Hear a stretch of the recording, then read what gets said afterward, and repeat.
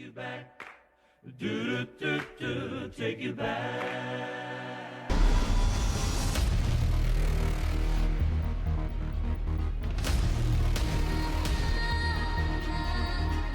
I have a love for the sport.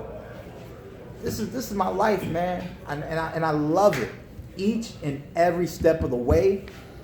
I love the history of boxing. I've loved the history of boxing for a long time.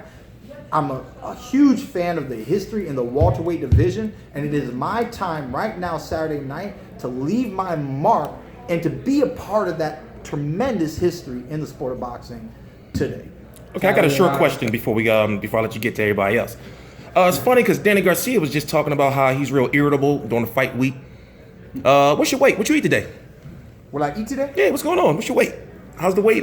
We on a stay, you a little fiery today, bro. We on a stay ready juice diet with seaweed and oranges and apples. You know what I'm saying? So at the end of the day, fight week in general, and just getting close to the fight, being on a diet for anywhere from 10 to 12 weeks, like I tell people, like, look, I'm ready to fight, okay? Y'all want to talk this and that, like I am irritable. You know what I mean? I am irritable. But what irritates me the most is that every single one of these fights, I gotta put cameras in my face and be asked a lot of questions like I'm not ready to fight. Like I did not choose boxing when I was 7 years old. Okay? I could have quit at any time if I didn't want to be a fighter.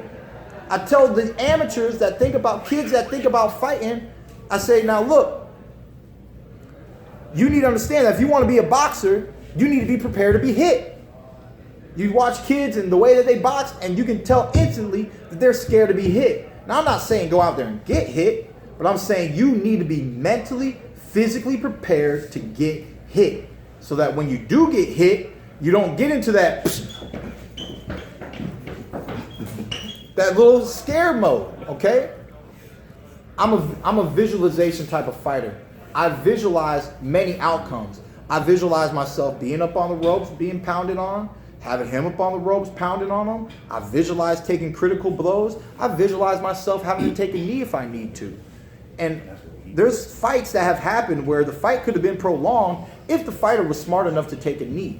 If you have the skills that I believe that I do have and possess, it is wise to utilize that moment to get a recovery for oneself so that you can put yourself back into the fight.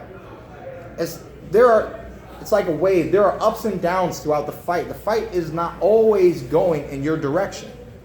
Doesn't mean that you cannot overcome it and start to put it back into your direction. Tallying on with the confidence conversation, I asked Danny the same thing. He said he was so confident that if he lost, he'd be willing to grow a ponytail. Hey! If you lost, would you be willing to cut yours? For sure. So you're that confident that you cut the ponytail off if you lost, hypothetically.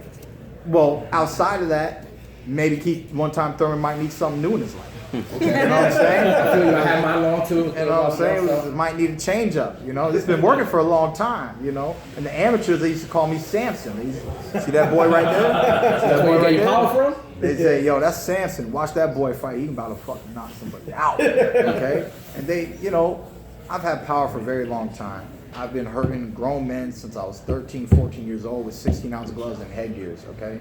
That's why this is not new to me.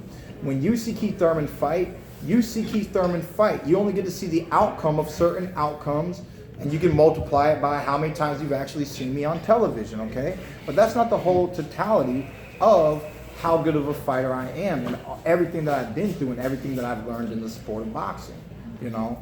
I mean, like I said, man, I'm living my dream. This is my American dream. I feel truly blessed, and I humble myself with that a lot of people have dreams, and for whatever reason, you know, maybe something happens in the streets, maybe they picked went down the wrong path that they never got to recover.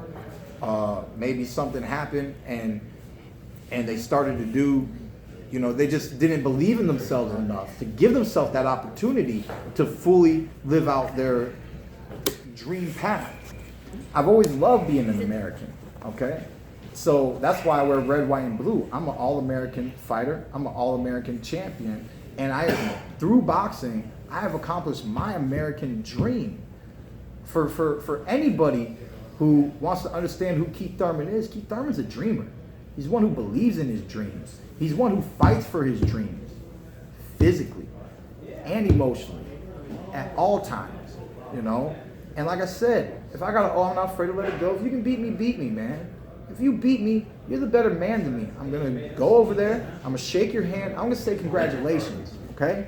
Because Keith One-Time Thurman is not just an average fighter. I'm not just some overrated fighter. I've won 7 national titles in the amateurs. I was one step away from being the Olympian back in 2008. I know boxing. I'm like a pit bull. I was bred for the fight game, you know? And I'm here, man. I'm here to stay.